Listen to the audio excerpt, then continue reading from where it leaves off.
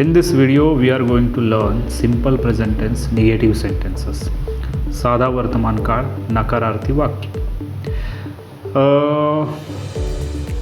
नकारार्थी वाक्य समजून घेण्यापूर्वी आपल्याला माहिती पाहिजे की when do we use simple present tense.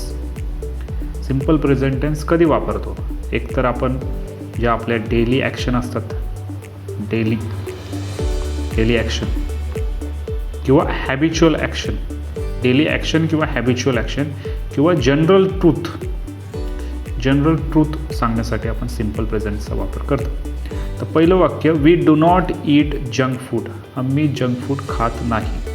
Okay, ते शेवटीला बघा कसं आलं, खात नाही, करत नाही, लिहित नाही, हे नेहमीचे ॲक्शन आहेत. Okay, they do not write letter. ते पत्र लिहित नाही. He does not teach English. तो इंग्रजी शिकवत नाही. She does not eat rice at night. रात्री तो भात खात नाही. ओके, तर अशा पद्धतीने simple present tense negative sentence केले जातात. आता याच्यामध्ये बघा तुम्ही डू नॉट वापरलं आहे, काहींमध्ये डू नॉट आहे, काहींमध्ये डज नॉट. आता डू नॉट आणि डज नॉटमध्ये काय फरक आहे. जसं V1 आणि V5मध्ये फरक आहे, तसंच डू नॉट आणि डज नॉटमध्ये फरक आहे. मग डू नॉट कधी वापरतो आपण. हे जे डू नॉट आहे तर कधी वापरतो, तर वाक्याची सुरुवात जेव्हा आय, यू, वी, दे आणि प्लुरल नाउन होते तेव्हा आपण डू नॉट वापरतो.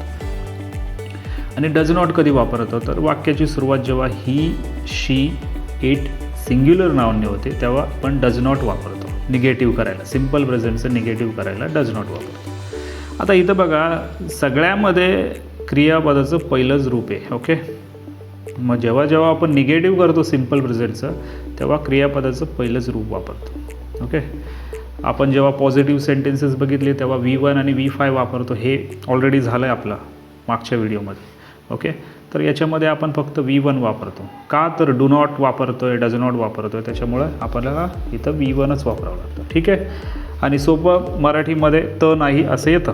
ओके, आम्ही म्हणजे हे झाल्या नेहमीच्या क्रिया झाल्यासारखं आहे. Action, daily action. मी हे करत नाही, ते करत नाही असं.